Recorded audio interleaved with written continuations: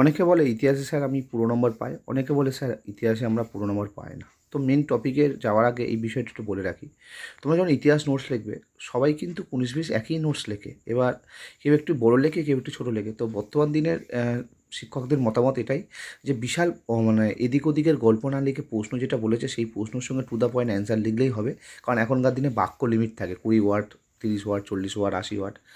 আগে এটা হতো না, যত খুশি লেখা যেতে পারতো। তো তোমরা চেষ্টা করো সংক্ষিপ্ত আকারে যতটা চেয়েছে ততটা শব্দের মধ্যে উত্তর দিতে, আর টু দ্য পয়েন্ট অ্যান্সার দিতে। এবার ফুল মার্কস কী করে হয় সেটা বলছি।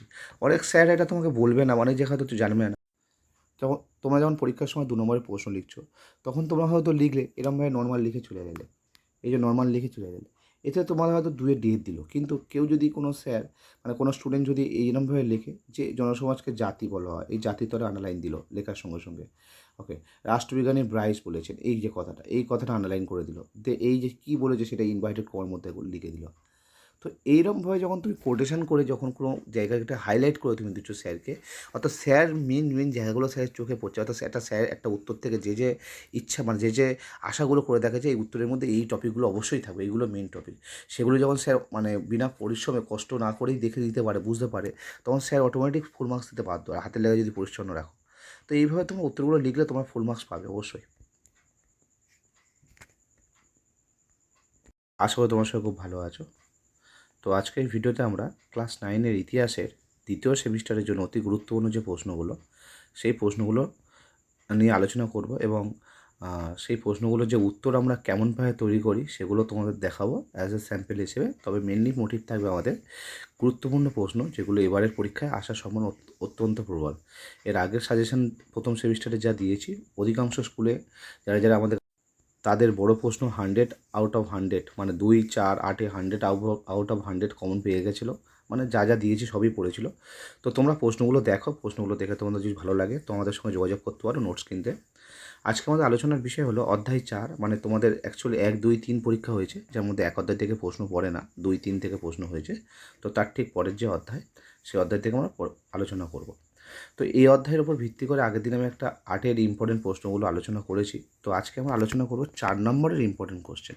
এগুলো সব যা তোমরা দেখতে পাচ্ছ এগুলো সব মানে 2 নম্বরের ওপরে।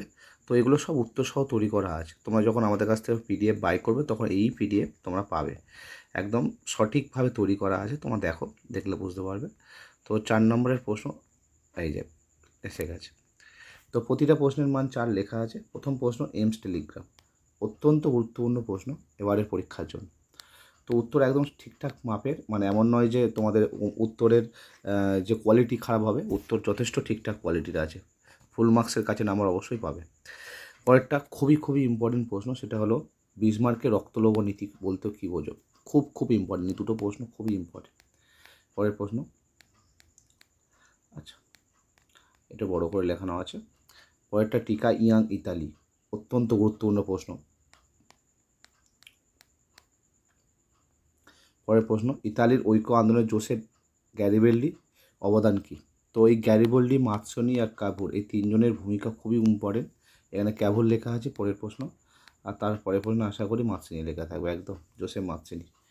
তো এই যে 5টা প্রশ্ন উপর থেকে দিলাম, 6টা, এমস টেলিগ্রাম, রক্তলৌহ নীতি, ইয়াং ইতালি, মাৎসনি, ক্যাভুর, গ্যারিবল্ডি, এই যে 6টা প্রশ্ন লিখে রাখতে পারো অথবা ভাবতে পারো, অধিকাংশ স্কুলের মানে পরীক্ষায় আসবে এর মধ্যে একটা, খুব ইম্পর্টেন্ট। পরের প্রশ্ন, মেটারনিক ব্যবস্থা বলতে কী বোঝো, অতি গুরুত্বপূর্ণ প্রশ্ন।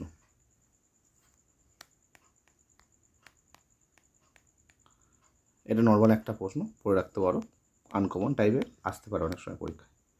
পরেরটা টিকা লেখো ভিয়েনা সম্মেলন, খুব ইম্পর্টেন্ট। মানে এই 4-এর অধ্যায় থেকে ভিয়েনা সম্মেলন নিয়ে প্রশ্ন একটা হবেই হবে, হয় 8-এ অথবা 4-এ দেবে, এর কোনো একটা টপিক নিয়ে প্রশ্ন দেবে। যে 3টে নীতি আছে না, ন্যায্য অধিকার নীতি, এই যে বলতে যায় ন্যায্য অধিকার নীতি, ক্ষয়পূরণ নীতি, শক্তিসাম্য নীতি, এগুলোর মধ্যে প্রশ্ন 2-এও আসতে পারে, 4-এও আসতে পারে, 8-এও আসতে পারে। পরের প্রশ্ন, ক্রিমিয়ার যুদ্ধ কবে কাদের মধ্যে হয়, এই যুদ্ধের কারণ, ইম্পর্টেন্ট প্রশ্ন।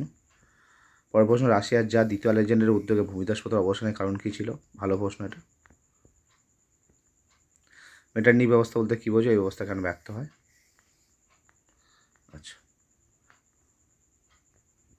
পরের পরের প্রশ্ন, ভিয়েনা সম্মেলনের সম্পর্কে আলোচনা করো এবং ভিয়েনা কংগ্রেসে গৃহীত ন্যায্য অধিকার নীতি, ক্ষতিপূরণ নীতি ও শক্তিসম্পন্ন নীতি সম্পর্কে আলোচনা করো। এটা তোমাদের 8-এর প্রশ্ন ঢুকে গেছি আমরা। তো আজকে যেগুলো আমরা আলোচনা করলাম সব 4-এর প্রশ্ন, এগুলো 8-এর প্রশ্ন, এগুলো তোমাদেরকে বলে দেওয়া হয়েছে। তো 8-এর প্রশ্নগুলো তোমাদের সঙ্গে আলোচনা করে নিয়েছি আমরা এর আগের ভিডিওতে। তো এই যে লেখা আছে এটা মার্ক করা নেই, প্রতিটি প্রশ্নের মান 8, ঠিক আছে। তো যাই হোক, আমরা 4-এর জন্য এই অধ্যায় থেকে কী কী প্রশ্ন দেখছি। প্রথম প্রশ্ন গ্যারিবল্ডি, এই সমস্ত প্রশ্নগুলো ছিল। তো এই প্রশ্নগুলো যদি তোমরা ভালোভাবে করে যাও এর মধ্যে তোমরা কমন পাবে। আর তোমরা যারা যারা নোটস আমাদের থেকে কিনতে চাও, আমাদের সঙ্গে খুব ন্যায্য মূল্যে, একদম সঠিক মূল্যে তোমরা নোটস পেয়ে যাবে হোয়াটসঅ্যাপের মাধ্যমে পিডিএফ আকারে। তো যোগাযোগ করতে পারো। আর ভিডিও কেমন লাগলো অবশ্যই বলো। আর ভিডিও যদি ভালো লাগে অবশ্যই লাইক করো, বন্ধুদের সঙ্গে শেয়ার করো।